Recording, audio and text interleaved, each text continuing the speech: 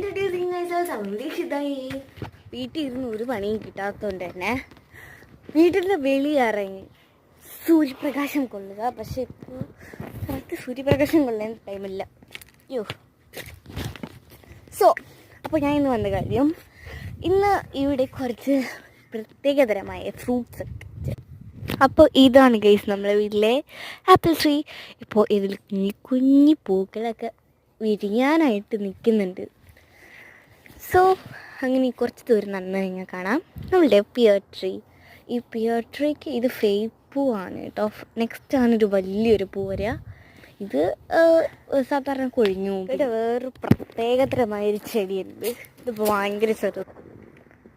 ഇതാണ് നമ്മുടെ വീട്ടിലെ ഏറ്റവും കുട്ടിച്ചെടി.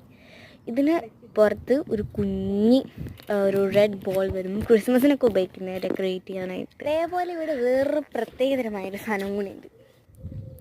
ഇത്രയും യമണ്ടനായൊരു ഒലീവ് ട്രീക്ക് ഒരു ഒലീവ് കാ പോലും വന്നിട്ടില്ലല്ലോ.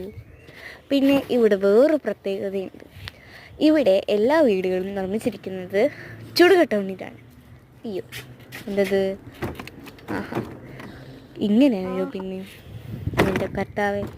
പിന്നെ ഇവിടെ എന്ന് വെച്ചാൽ വേറൊരു പ്രത്യേകത എന്ന് വെച്ച് കഴിഞ്ഞാൽ 3 ഗാർബേജ് ആയിട്ടാണ് തിരിച്ചിരിക്കുന്നത്. ഇത് ഹൗസ് ഹോൾഡ്, ഇത് റീസൈക്ലിംഗ്, പിന്നെ ഇത് ഗാർഡൻ വേസ്റ്റ്. അപ്പോൾ നിങ്ങൾക്ക് ഈ പരിസരവും വരണം എന്നുണ്ടെങ്കിൽ എല്ലാവരും ഓടി വരിക. എന്തുവാ ഈ നാച്ചുറൊക്കെ ഇഷ്ടമായിരിക്കും. അപ്പോൾ എന്താ UK തന്നെ ഒരുപാട് പ്രത്യേകതകൾ ഇനിയുണ്ട്. അതും ഇനി വേറൊരു ലോങ് വീഡിയോ ഇടാം കേട്ടോ. സോ ഗൈസ്, അപ്പോൾ ഇത്രയുള്ള വീഡിയോ.